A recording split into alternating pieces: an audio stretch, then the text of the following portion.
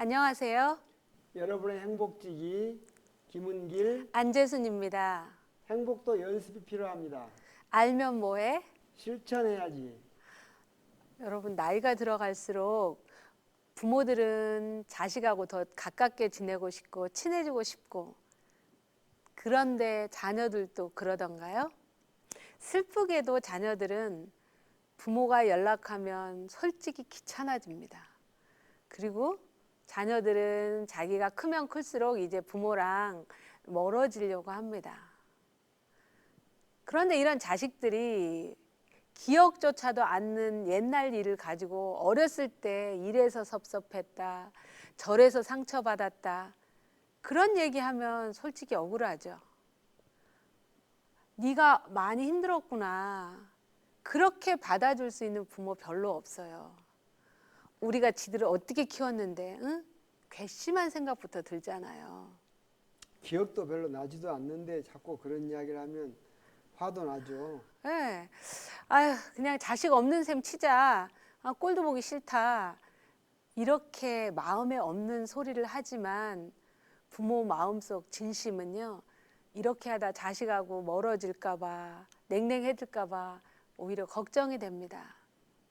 코넬 대학의 필레머 교수가 1000명이 넘는 부모들을, 중년 부모님들을 인터뷰했거든요.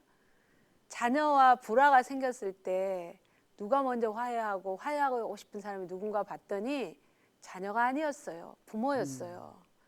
원래 자식은 커갈수록 친구가 좋고 또 이성이 좋고 또 자기가 결혼하면 자기 배우자, 자기 자식, 자기 일, 그러다 보니까 이제 부모는 점점 생각에서 멀어집니다. 그게 정상이에요.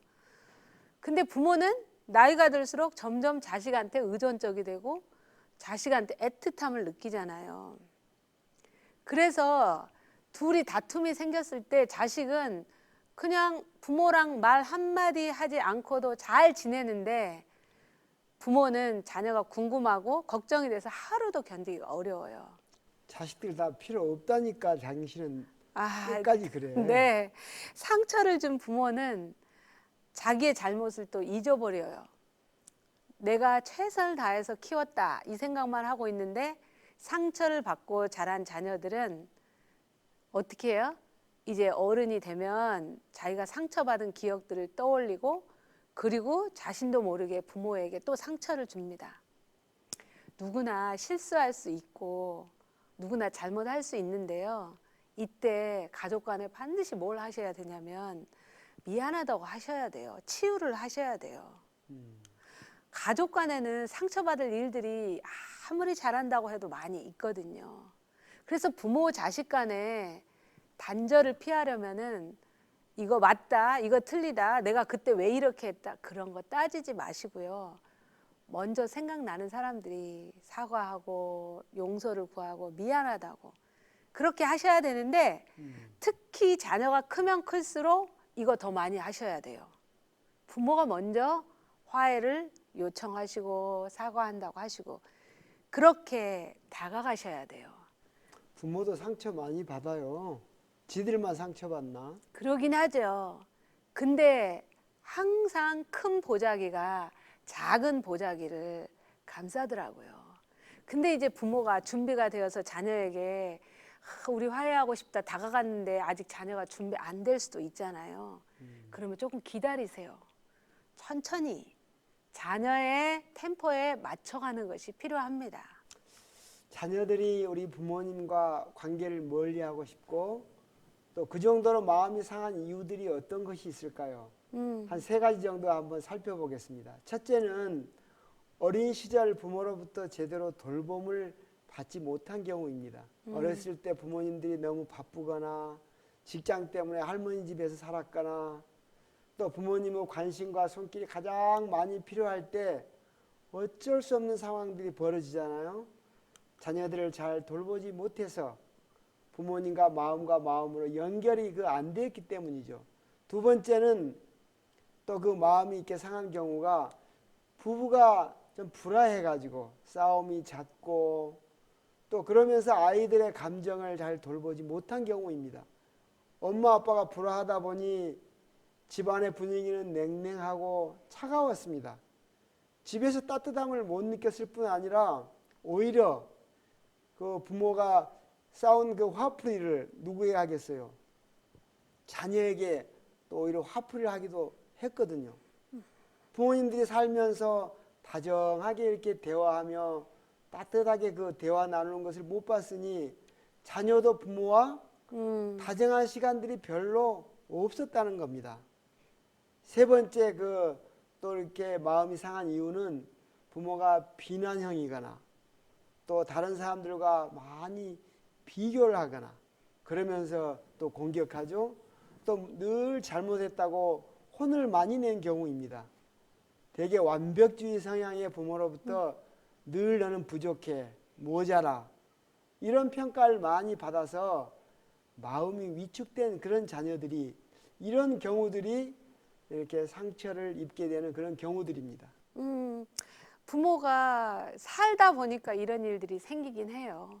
그리고 부모도 지금 이렇게 이제 나이가 들고 보니까 인생을 알게 됐지만 젊은 날에 뭘 알았겠어요.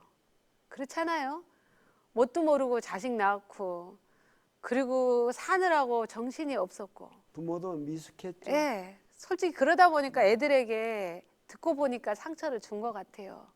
그러면 어떻게 이 상처받은 자녀를 우리가 회복시켜주고 치유해주고 돌봐줄 수 있을까요?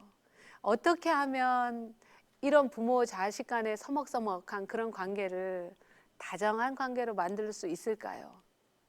첫 번째, 자녀가 마음이 상한 이유가 부모가 너무 무뚝뚝하고 제대로 돌봄을 해주지 않았다라고 얘기를 했잖아요. 이런 집 애들에게는 부모님들이 이런 얘기 참 많이 합니다. 다른 집 애들은, 다른 집 딸들은 참 엄마랑 친구 같다더라. 다른 집 자식들은 벌써 가족여행 가자고 막 한대. 다른 집 자식들은 전화도 자주 한다는데 너는 내가 아프다는데 관심도 없니? 이렇게 비난을 하세요. 근데 이렇게 비난을 하지 말고 애들이 이런 반응을 할 때는 뭔가가 상처를 받았고 잘 안 되고 있다는 뜻이에요. 쟤는 뭐가 힘들까라고 들여다보시고 질문을 가져보셔야 돼요. 어린 나이에 너무 방치를 해놓거나 부모님 먹고 살기 바쁘셔서 그랬겠죠. 그렇죠. 예. 일부러 그런 일부러 부모가 그런 어디 게 있겠어요. 어디 있겠어요. 맞아요. 그리고 다른 사람에게 맡겼거나 또 때로는 부모님의 성격 자체가 조금 이렇게 무뚝뚝하신 분 있잖아요. 잘 웃지도 않으시고 제가 그렇습니다. 제가. 말수도 적고 그러다 보니까 집에서 그렇게 따뜻하게 하는 것을 보고 자라질 못해서 그런 거예요. 왜 너는 그렇게 냉정하니? 이렇게 말하지 말고 우리가 냉정했구나 그렇게 생각하시고요. 지금이라도 자녀를 바라볼 때 따뜻하고 다정한 눈빛으로 바라보시고 걔를 편안한 마음을 가질 수 있도록 그렇게 대해 주시면 자녀가 마음속 빗장을 스르르 조금씩 풀어갈 거예요. 그러면서 부모님들이 말을 많이 줄이시고 묵묵히 자녀를 도와주세요. 내가 얘를 뭘 도와줄까 이렇게 하시면서 보시면 분명히 도와줄 일들이 생길 거예요. 내가 애들 봐줄 테니까 둘이 바람이나 쏘여라. 저녁 먹고 싶으면 언제든지 얘기해. 이렇게 하면서 애를 뭐해요? 이렇게 들여다보시고 질문도 하시고 그렇게 하면은 둘이 서먹해진 관계가 조금씩 편안해져요. 이때 주의할 점이 있어요. 또 눈에 보이거든요. 집구석이 이게 뭐냐. 또 살쪘네. 응? 운동 좀 해. 먹는 것이 왜 그렇게 나쁜 것만 먹어? 또 잔소리하네. 또 네, 잔소리. 이렇게 하기가 쉽거든요. 근데 지금 뭐 하자고요? 서먹해진 관계를 편안하게 만들고 자녀의 상처난 마음을 치유한다라고 생각을 하시면 그것은 나중으로 미루세요. 둘이 관계의 애정 저금 통장에 저금을 쌓는다라고 생각을 하시면 돼요. 또 자녀가 마음이 상한 그 두 번째 이유가 부부가 싸우고 또 오히려 애들한테 화 자주 내고 집안 공기가 늘 차가워지고 이럴 때 자녀들이 마음이 상한다 그랬잖아요. 네. 부부 문제로 자식들에게 좋지 않은 모습만 보여주어서 너무 미안한 마음이 많이 들고 또 죄책감도 든다고 말하는 부모님들이 계십니다. 사실 어느 누구도 예외는 아닐 거예요. 지금이라도 부부가 달라진 모습을 한 가지씩 보여줘야 합니다. 부부간에 문제가 있다고 느낀다면 당연히 자녀에게 상처를 줬다고 보시면 됩니다. 난 그런 적 없는데 아니에요. 그것은 그냥 보이지 않게 다 상처로 전달이 되거든요. 네, 자녀들은 부모님이 서로 싸우고 다투고 불화하고 그러면 마음이 너무 불안해요. 아직 늦지 않았습니다. 먼저 상담을 받든지 교육을 받든지 아니면 유튜브를 찾든지 스스로 공부할 수 있는 방법은 널려 있습니다. 어떻게 하더라도 싸우지 않으면서 다정하게 살려는 그런 노력을 자녀들 앞에서라도 보여줘야 합니다. 특별히 자녀 앞에서 부부가 티격태격하는 이런 거 이제는 절대 금물입니다. 이런 가정에서는 부모의 목소리만 좀 높아져도 자녀들이 또 싸우는 거 아닌가? 긴장하게 된다는 거예요. 그래요. 조금만 흥분된 목소리가 나오면 아무것도 아닌데 나도 또 그 과거의 그 상처가 다시 또 기억이 나서 이렇게 긴장이 된다는 거예요. 아빠가 말만 크게 해도 또 나를 뭐 하는 거 아니야? 이렇게 오해가 돼요. 아니 나는 목소리가 원래 좀 커. 아니 근데 그렇게 된다니까요. 또 엄마가 부엌에서 그 설거지 하다가 그릇만 세게 이렇게 탁 부딪혀도 이게 또 저기 뭔 일 일어나는 거 아닌가 놀란다고 하니까 참 그 마음을 부모님들이 이해해 줘야 됩니다. 먼저 다정히 사는 부모의 모습을 조금씩 아니면 한 가지라도 보여줘야 됩니다. 그게 잘 안 되겠죠? 그러면 두 부부가 자녀 앞에서 그런 모습을 억지로 연출이라도 해야 됩니다. 그게 어렵겠어요? 자녀 마음을 회복시킨다는데 뭘 못하겠어요? 이건 선택이 아니라 결심하는 것입니다. 한 3, 4개월 이렇게 좀 달라진 부모의 모습을 보면 자녀들의 마음이 좀 풀리기 시작할 겁니다. 그런데 말하지 않아도 자녀들 그런 분위기 다 압니다. 그럴 때 다정히 다가가는 대화를 시작할 수 있습니다. 미안하다. 엄마 아빠가 잘 사는 법을 몰라서 너희들 마음을 아프게 했구나. 정말 미안하다.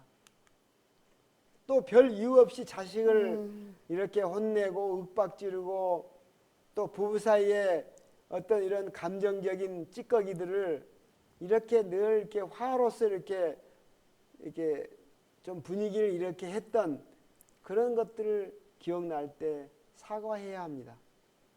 용서를 구해야 합니다. 부모들에게 그것은 별일도 아니었고 또 부부는 나중에 화해를 했지만 자녀들의 기억에는 부정적인 그런 감정만이 오래 남아 있습니다.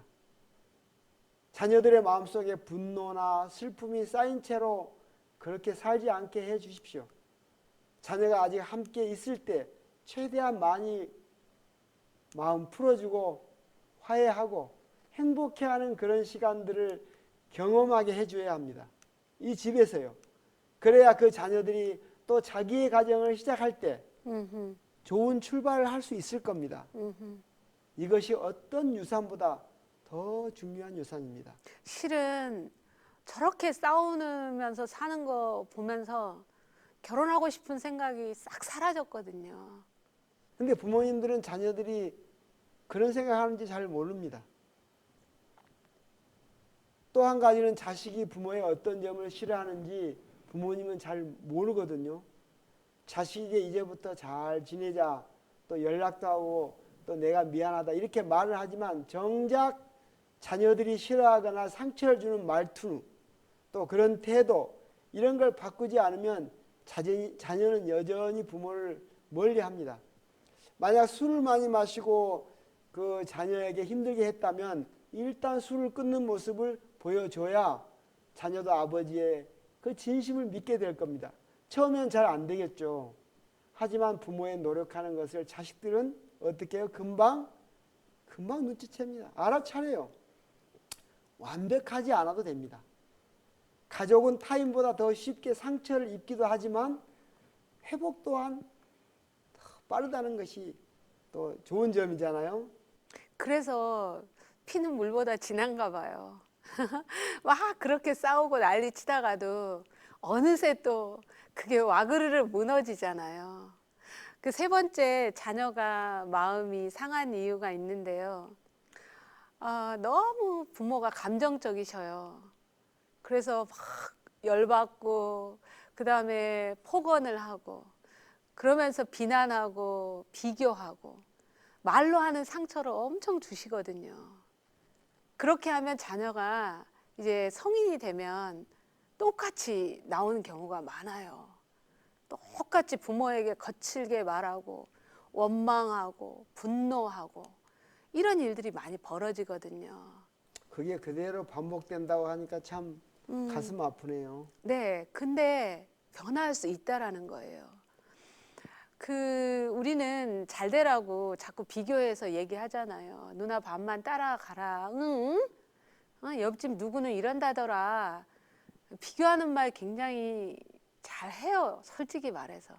그런데 이 비교하는 말은 그 이면에 이런 의미를 갖고 있어요. 난 네가 마음에 들지 않거든. 네가 다른 사람이 되었으면 참 좋겠다. 이렇게 말하는 거예요.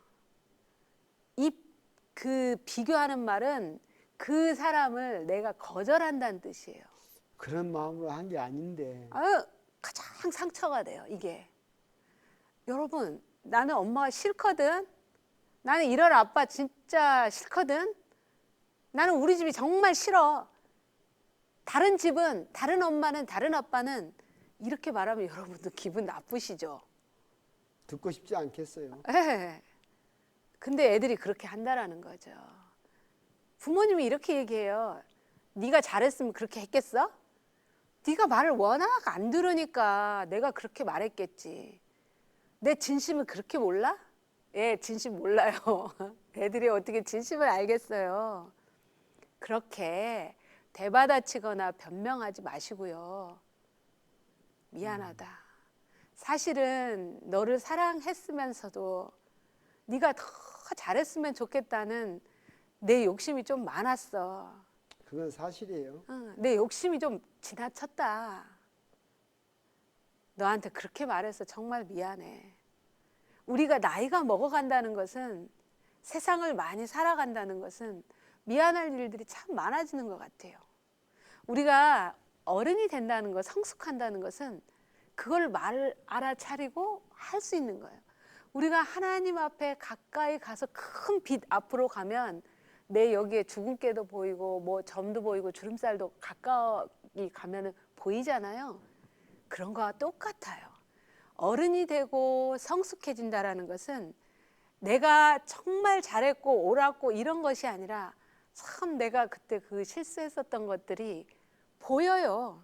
그럼 그것을 뭐 해요? 말하는 거예요. 알면 뭐해? 실천해야지. 그죠? 예, 지나친 그런 훈계와 간섭 잘 키우려고 그렇게 하셨겠죠. 그것들은 자녀에게 굉장히 건강한 마음을 갖지 못하게 만들어요. 그래서 커서 큰 자녀들이 정말 가슴 아픈 일들을 하잖아요. 지나치게 담배를 피거나 또 술을 막 지나치게 먹거나, 그리고 어떤 애들은 막 폭식을 해요. 그리고 말도 상스럽게 하고, 그리고 지나치게 어떤 그 중독 성향을 보여요. 뭐 인터넷 중독이라든지 게임 중독이라든지 이런 행동의 문제가 발생하거든요. 내가 성격이 참 급하다 보니까 네 그 연약한 마음을 내가 살피지 못했구나. 함부로 내가 심하게 너에게 말해서 너에게 심리적 폭력을 저질렀구나. 내가 몸은 어른이지만 마음은 내가 참 미숙했어. 부모로서 실수가 많았다. 나도 노력할 테니까 너도 이런 것들을 고쳐보려고 노력했으면 정말 좋겠다. 근데 아들아, 딸아, 이런 부분들은 절대 혼자 힘으로 되지 않는단다. 우리 함께 기도하고 함께 노력했으면 좋겠어. 내가 너를 도와줄게. 이렇게 얘기를 하시면서 자녀랑 함께 가야 합니다. 사랑하는 여러분, 자녀들은 나이가 많고 적음, 나이랑 상관없이 어떤 자녀든지 부모에게 인정받고 싶어 합니다. 자녀들을 비판하고 비난하기보다는 가능한 한 격려해주고 인정해야지 그 아이가 그 어둠의 깊은 동굴 속에서 한 걸음 한 걸음 빛을 향해서 나올 수 있을 거예요. 우리가 기도하는 것도 중요하고 어려운 이웃을 돕는 것도 중요하지만 마음이 상해 있는 자녀를 치유하지 않고 무시할 때가 많습니다. 설마 그런 게 눈에 보이지 않으니까 잘 모르기도 하죠. 그래요. 눈에 안 보여요. 또 부부가 말도 안 하고 따뜻하게 대하지도 않고 서로 불화하면서 또 혼자서 열심히 기도하고 또 믿음 생활을 한다는 것이 과연 옳은 일일까요? 그것은 하나님이 원하는 모습이 아닐 겁니다. 함께 사는 자녀나 배우자에게 사랑스럽게 다가가지 않으면서 하나님의 사랑을 외친다는 것은 내 이웃을 사랑하고 돌보라는 말씀을 외면하는 것입니다. 왜냐하면 가장 가까운 이웃은 누굽니까? 우리 가족이잖아요. 기도도 열심히 하지만 가족들에게 더 사랑스럽게 다가가는, 따뜻하게 다가가는 방법을 구체적으로 배워야 하겠더라고요. 왜냐하면 해본 적이 별로 없으니까요. 우리의 믿음이 가장 실제적으로 드러나는 곳이 어딜까요? 바로 우리 가정이니까 그렇습니다. 네, 아직도 자녀를 보면 가슴이 답답하신 부모님이 계시죠. 그 어떤 말도 우리 자녀에게 영향력을 미치지 못해서 부모로서 무력감을 느낄 때도 있을 것입니다. 그리고 다정하지 않는 자녀를 보면서 참 섭섭하신 부모님도 계실 거예요. 이때가 바로 내 자녀의 상처난 마음을 치유해줄 때이구나라고 생각하셔야 합니다. 난 억울하다. 난 자식을 위해서 뼈 빠지게 고생한 죄밖에 없다. 이렇게 얘기를 하면 회복과 치유는 일어나지 않습니다. 내가 별로 잘못한 것도 없는데 어디서 저딴 놈의 자식이 나왔어. 내가 왜 자녀한테 사과를 해야 돼? 원망하면 그 가정은 더 이상 희망이 없습니다.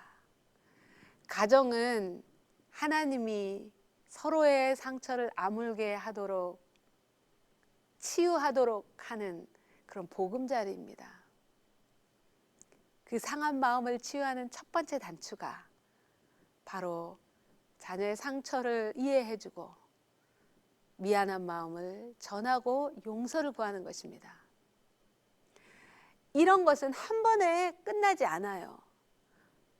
많은 사람들이 드라마를 보고요, 영화를 보면서 부모 자식 간에 막 얘기하면서 앙금 다 털어내고 눈물 흘리고 하면은 이제 굉장히 분위기가 훈훈해지고 좋아진 것으로 이렇게 딱 드라마가 끝나잖아요. 절대로 현실적 삶은 그렇지 않습니다.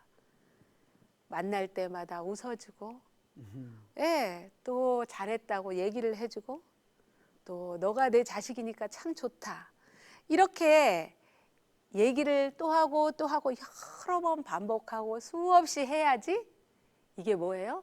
조금씩 가까워지고 치유가 되고 회복이 일어나는 것입니다. 그런 것은 아마 영적인 싸움일 것 같아요. 맞아요. 내 본성으로 그게 가능하겠어요? 잘 안 돼요. 하다가 또 나만 이러고 있어? 저 자식은 저러고 아직도 있는데 자꾸 그렇게 보이잖아요. 여러분, 눈에 보이는 게 다가 아니에요. 그 아이 마음속에서 수없는 작업들을 하나님은 하고 계세요. 그러면 어떻게 자녀에게 다가가고 미안한 마음을 전할 수 있을까요? 같이 여행을 떠나면서 묵은 이야기를 하면 정말 좋겠죠. 그러나 애들 바빠요. 그죠? 예. 만나서 또 말하면 정말 좋겠죠. 그런데 말 잘못 꺼내다 보면 또 엉뚱한 대로 얘기가 흘러가서 의도하지 않는 또 싸움이 일어날 수도 있어요. 요즘 문자도 있고요. 이메일도 있어요. 생각을 차분히 정리하면서 기도하는 마음으로 상처받았을 그 아이를 생각하면서 예수님의 그 마음으로 손편지도 써보고 혹은 이메일도 써보고 혹은 카카오톡으로 보내보시고 그렇게 하면서 답이 왔나 안 왔나 이거 기다리지 마세요. 내가 할 일은 거기까지예요. 여러분 그렇게 해보시겠어요? 네? 이제 알았으면 실천한 일만 남았습니다. 실천을 하는 가정은 반드시 치유를 경험할 것이고 행복을 경험할 것입니다. 여러분 실천하시기 바랍니다. 감사합니다. 감사합니다.